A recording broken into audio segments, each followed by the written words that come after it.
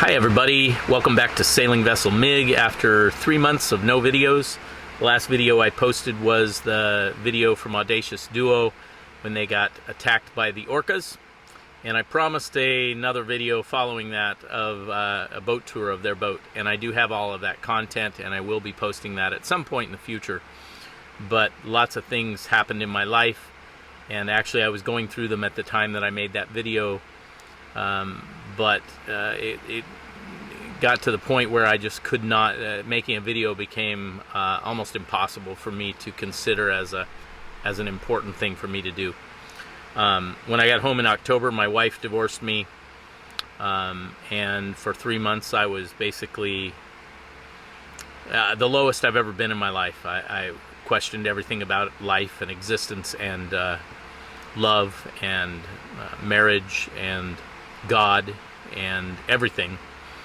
And for 3 months I was really well, I wouldn't wish it on my worst enemy, actually, to be honest with you.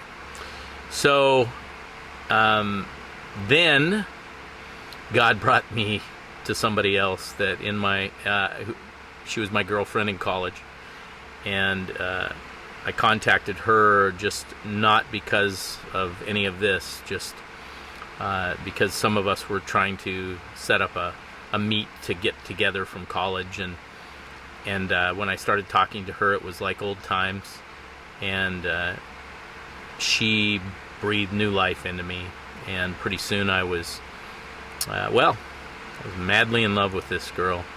And so thank you. I'm not going to say her name or anything on here. I don't have her permission to do that, and I just want everybody to know that she saved my life, really, and she's wonderful. And as a result, I began to question everything about what I found important in life. And sailing is important. Offshore sailing to me is something that I've loved my whole life, even before I started doing it. When I was a little kid, I loved it, wanted to do it. But I've sailed over 100,000 miles, and I'll tell you what, I've had more sailing offshore than most people ever get to do in their lives. And now, having met this woman, I don't ever want to sail anywhere without her.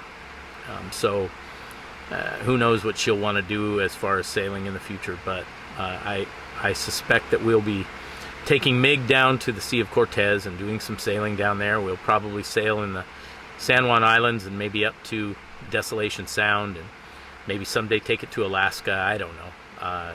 Those are all things that could happen, but they're not going to happen by myself. They're going to happen with her. Whatever I'm going to do in the future, I'm going to do with her. So I'm committed to that, and happily so. And I'm so thankful that I have somebody in my life. But that brings me to this trip.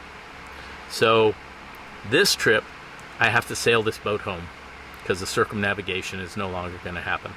You know, in dreams are dreams, but when you go through something as painful as I just went through, it makes you re-examine your life. And I began to look at my life and see what is really important in my life.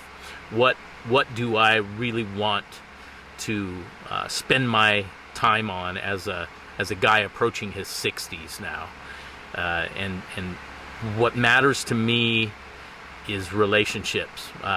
My relationship with her matters more than anything in the world. My relationship with my children, I want to, you know, this divorce has really ripped that a lot, and I want to build that and renew that. And now, thanks to her, my relationship with God is also again important in my life.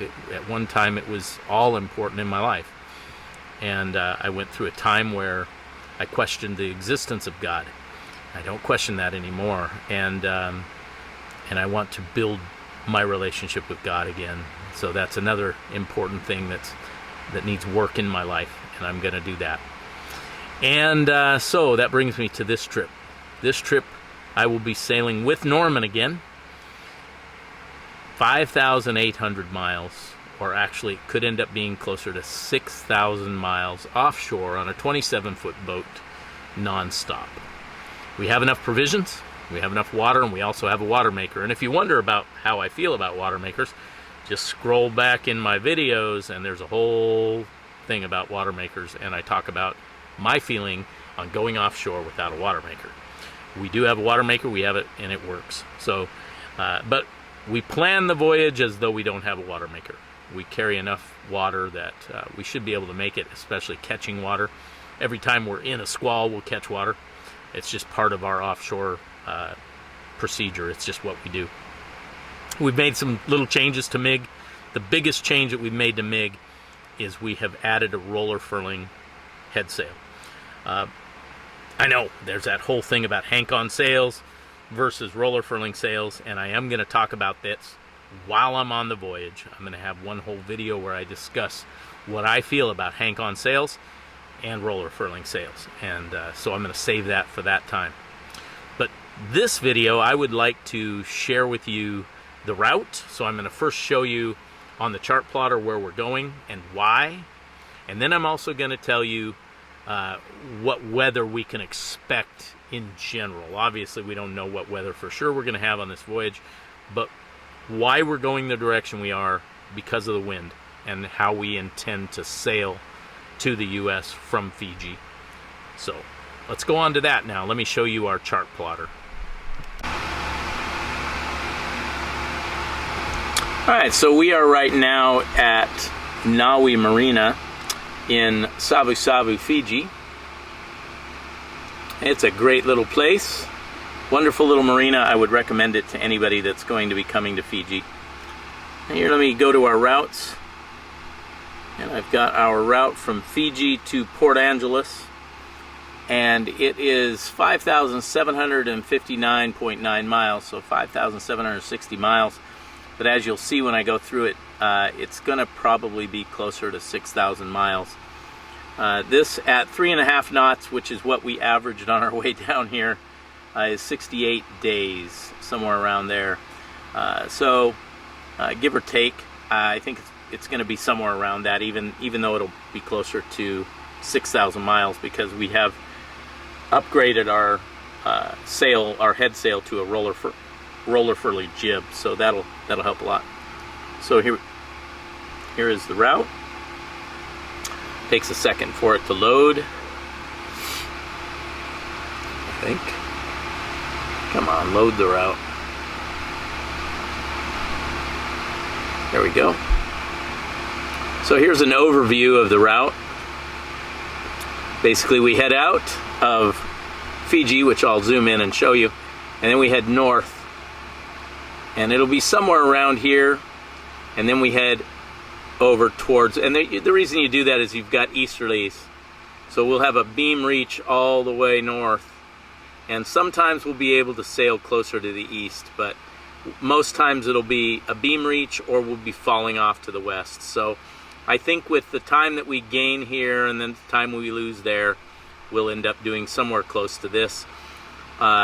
We will continue to try to get east, especially down here, because contrary to what the flat earthers believe, the earth is a globe, and all sailors know that. So if we gain a little bit of east down here, it equates to a lot of east north, because it's a globe. And so we're going to try and gain as much east as we can down here specifically, and see if we can, you know, make this a little closer and go through here. But I'm sure we won't be able to make Hawaii. That would be a miracle. If that happened, it'd be great. I wouldn't mind stopping in Honolulu and seeing my cousin Melinda again, but I don't think that's probably going to happen. So the plan is to just head north, and then up here, what you get is the North Pacific High usually sits right around this waypoint, and you have to go north of the North Pacific High in order to have winds to take you east. So because everything turns like this, so we probably will not make this waypoint. This waypoint will probably be closer to up here somewhere, but this would be wishful thinking. If the high is low, we'll be able to go a little lower, but you don't want to go too low, because the high often moves north. It moves around out here, and we want to make sure that we go around the north side of the high to head on over to Port Angeles, which will be our landfall in the United States. So here is Fiji, And this is what we will be doing when we leave here in a couple of days. We come out of Sabu Sabu, and then we head to the end of Taveuni, and then right out past the Lau group. This is the Lau group. And then from this point, we will start making our way north. And out here, you got a lot of little stuff to kind of avoid. Most of this is all just shallows and stuff, but there are reefs out here. There are things out here that are unmarked as well. So we're just going to avoid all areas that are considered shallows out here. So we will just basically keep sailing north. And at around the equator out here, you get the doldrums are at 10 degrees south of the equator, past the equator to 10 degrees north, give or take. And as I'll show you in the weather here in a little bit, you'll see what we are kind of up against as far as making this voyage. The idea then is to leave here before the or just after the hurricane season, and we're leaving a week earlier than probably most people would, but we've got a good weather window that's going to take us north, and hurricanes do not happen in the doldrums or on the equator. The Coriolis effect of the Earth just won't let them spin up in that area, so we should be good. And then once we get north of the equator, during this season, this time of the year, hurricanes don't happen north of the equator at this time of year. But what we will have, if we get out there too early, is northern storms still kicking up. They can still kick up into May and even June. So we have to really watch these northern storms that form up in here and come south, and make sure that we don't get caught in one of those. And so we may end up having to heave to again out here like we did on our way to Hawaii, and waiting out systems that might pass in front of us. But we're hoping we don't have to do that again, at least not for 12 days like we did in this little spot down here. Or actually, I think it was this one where the little anchor is. That's where we waited for 12 days at sea anchor and heave to. So we don't want to do that on this trip. We want to get home. So, but we'll probably come up here north. Let me show you let me stop the route here so it doesn't drain my battery unnecessarily. And then let me show you on windy the weather that we have. So what we have here is, first of all, like if we were, say we were to leave on Sunday, if we were to leave on Sunday, we've got good winds to come out here and sail down, really light winds, 6 to 10, but they're going in the right direction. And then we'd come out here and be able to do a beam reach, nice and slow and gentle, which would be nice. But it's 45 miles down here, so we wouldn't make that until Monday morning. And as you can see, the wind pretty much dies Monday morning and through the day out here. And so it would be a slow day.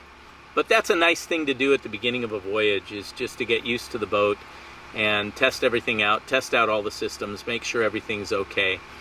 And then the wind on Tuesday starts coming from the southeast, which is a nice beam reach for us, or even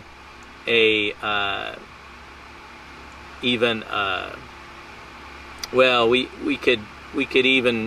do a beam reach because we're trying to go east, so we'll be doing a beam reach no matter what, trying to head to the east northeast as much as we can. And then as you can see, it just stays nice as we get out of here. It picks up into the 15s to 20s, but it's a nice beam reach, still heading us east a little bit, gaining some east out here over that time. And then this area up here is the doldrums, and that's where we need to get across this. But as you can see, it starts to fill in right in here at about the time we'd be getting close to that. So we may be able to sail at least up to the equator and keep some sails up and keep moving through this entire time. And it'd be a really nice, gentle beginning to this trip, I think, which would be great. It'd be great to be able to start that. So as you can see, what happens out here, I'll show you the whole trip. As we leave, this is Fiji, we would sail north to about here, and then we need to go around the high and catch these winds all the way to Washington right here. So that's the trip that we're going to be taking, and we don't want this stuff to be happening, and hopefully it won't be happening in the summertime, which is when we'll be coming through this, is July or June and into July. So we're hoping that this is going to be a little more benign than this. We don't want to hit that. So that's the trip, and we have plenty of provisions on board. We have plenty of water to do the whole trip, but we also have a water maker, as I've talked about before. If you're curious about my feelings on a water maker, go back in my videos and I talk about water makers. So